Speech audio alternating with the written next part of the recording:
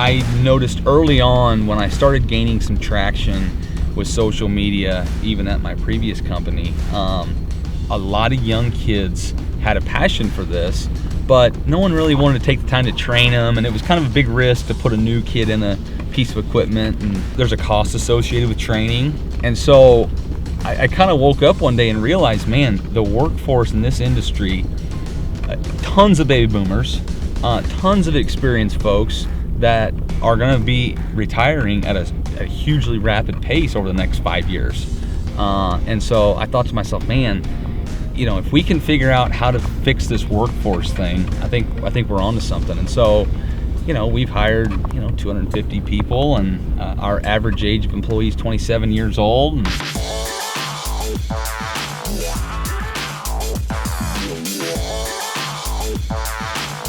if kids want to spend their time on social media looking at excavators and dozers and haul truck, if they're spending their free time doing that, that told me, man, they would love to get paid to do it. They probably just don't know who to contact, how to get in the industry, what are the first steps.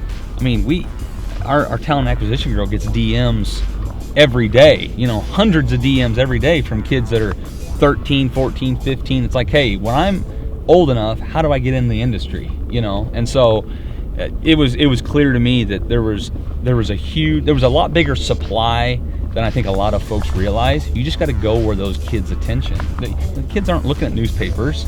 They're not looking at help wanted ads online. They're spending their time on Facebook and Instagram. Our culture, I call it a vibe. Our vibe is, have fun. I know that you can make a ton of money in this business. You can lose a ton of money. At the end of my life, I don't want to be remembered for money, or I can't take any of it with me anyway. I want to have fun, and I want to impact people in a positive way. And so, if I really put that message out there and live that message every time I'm around these guys, they start to understand, man, this is a fun job. I don't have someone breathing down my neck every single second of every day.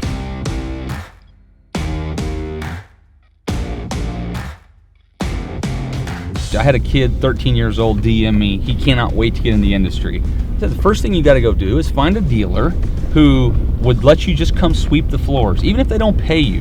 The knowledge and experience you're going to gain from just being around that environment is worth way more than the money they're going to pay you.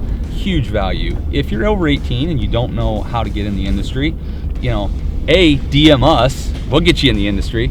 But I think more than anything, it's having an open mind and being willing to kind of swallow your pride, learn every day. I mean, I learn every day. All of our leaders, our COO, we're all, we're active learners. Fortunately for me, I had, an uncle who, taught me a lot about the industry. I'm a big believer in do what you know. I would love to go be a professional golfer or fisherman. I'm not good enough to do it. So I'm doing what I know and having a blast at it. And I figured out, man, there's a big white space here. No one's doing it from coast to coast, just mine services. So, we're the only mine service who works across the country. Because our clients are global clients, but national clients. They have sites everywhere. So we may have one client that puts us to work in California and then also puts us to work in Maryland. It makes zero sense for us to build a workforce of 23-year-old kids because there's just not enough experience to help develop leadership. And it also makes no sense for us to have a workforce that's 53-year-old guys, because we know that's not sustainable, long term. So it's the right blend of experience that's willing to teach young people, and it's also the right blend of super talented and passionate young people. A typical job duration for us is 3 to 6 months.